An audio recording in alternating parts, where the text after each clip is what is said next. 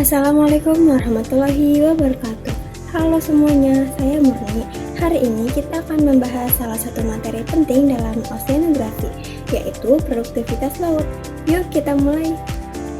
Produktivitas laut adalah kemampuan laut untuk menghasilkan bahan organik melalui fotosintesis, terutama oleh fitoplankton.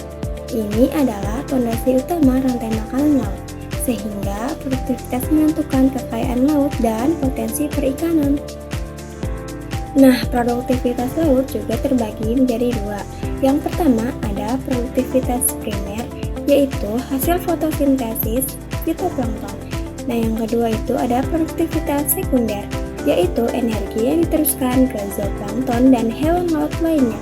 Keduanya ini saling terkait dalam ekosistem laut. Nah, di sini juga terdapat 5 faktor utama yang mempengaruhi produktivitas laut. Yang pertama itu ada cahaya matahari. Fungsinya yaitu sebagai sumber energi. Nah, yang kedua itu ada suhu air laut, yaitu untuk mempengaruhi pertumbuhan organisme. Nah, yang ketiga itu ketersediaan nutrien. Fungsinya seperti nitrat dan fosfat. Yang keempat ada arus dan upwelling, yaitu yang membawa nutrien dari dasar laut. Nah, yang kelima yaitu ada stabilitas kolom air yang fungsinya untuk menentukan pencampuran nutrien. Nah, daerah upwelling seperti pantai barat Sumatera atau selatan Jawa adalah contoh wilayah dengan produktivitas tinggi loh. Air dingin dari kedalaman naik ke permukaan membawa nutrien yang sangat dibutuhkan fitoplankton untuk tumbuh. Nah, gambar di samping merupakan contoh dari upwelling. Sekarang kita masuk ke daerah produktif di laut, yaitu laut tidak produktif secara merata.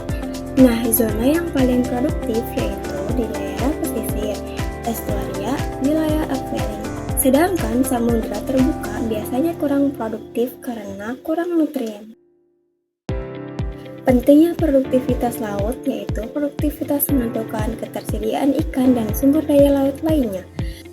Nah, selain itu, fitoplankton juga dapat membantu menyerap karbon dioksida dari atmosfer, sehingga berperan dalam mengendalikan iklim global, teman-teman. Nah, di sini juga terdapat ancaman terhadap produktivitas. Sayangnya, produktivitas laut bisa terganggu oleh yang pertama ada pencemaran limbah dan plastik. Yang kedua ada perubahan iklim, serta eutrofikasi akibat pupuk dan limbah berlebih yang masuk ke laut. Jadi kesimpulannya yaitu, produktivitas laut sangat penting untuk kehidupan laut dan manusia.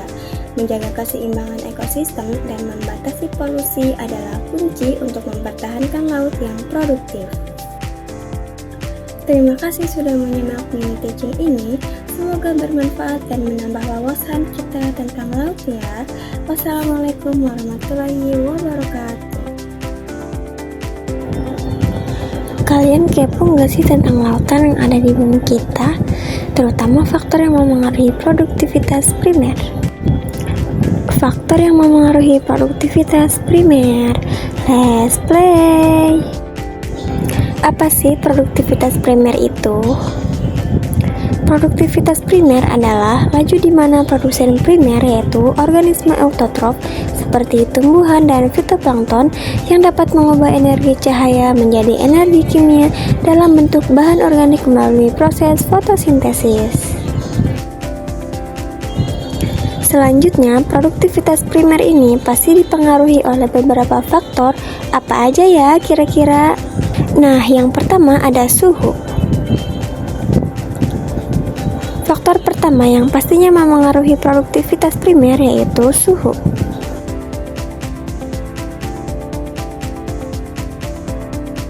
Suhu memengaruhi produktivitas primer ketika air dingin yang kaya akan nutrien dibawa oleh arus laut dari kedalaman ke permukaan.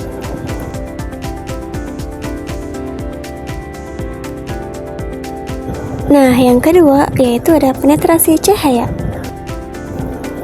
Kebutuhan cahaya merupakan suatu batas fundamental distribusi seluruh organisme dalam proses fotosintesis. Nah, agar dapat hidup, organisme ini harus berada pada daerah lapisan permukaan sehingga energi matahari diperoleh lebih banyak untuk berfotosintesis. Laju fotosintesis ini sangat berhubungan dengan laju produktivitas primer di perairan, di mana laju fotosintesis yang berhubungannya dengan cahaya sama dengan hubungan cahaya dengan produktivitas primer di perairan.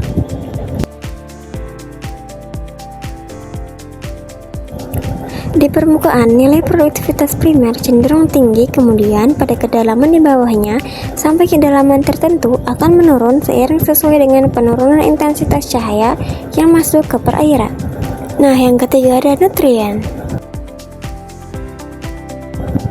Nutrien pastinya juga memainkan peran penting dalam produktivitas primer. Nutrien yang mempengaruhi produktivitas primer ada apa aja ya?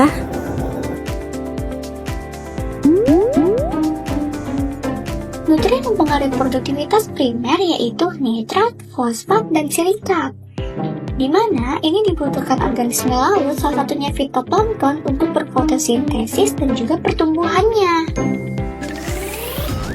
Yang keempat, klorofil A. Klorofil A juga memainkan peran penting dalam proses fotosintesis, dalam peran krusial dalam penyerapan cahaya dan konversi energi cahaya menjadi energi kimia. Klorofil A memiliki pigmen aktif dan dominan. Sel tumbuhan dan fitoplankton juga berperan penting dalam proses fotosintesis.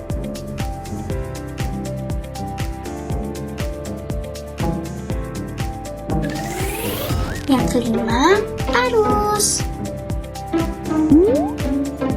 Arus merupakan suatu pergerakan massa air secara vertikal serta horizontal sehingga menuju suatu keseimbangannya dengan wilayah yang cakupannya sangat luas.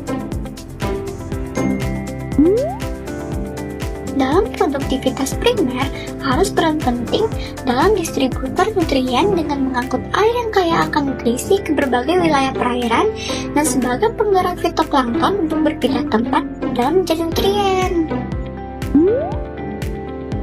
Nah, itulah beberapa faktor yang mempengaruhi produktivitas primer di suatu perairan. Kira-kira dari penjelasan Okim kalian paham tidak? Semoga kalian paham ya. Di akhir video ini, Okim pamit undur diri. Sampai jumpa.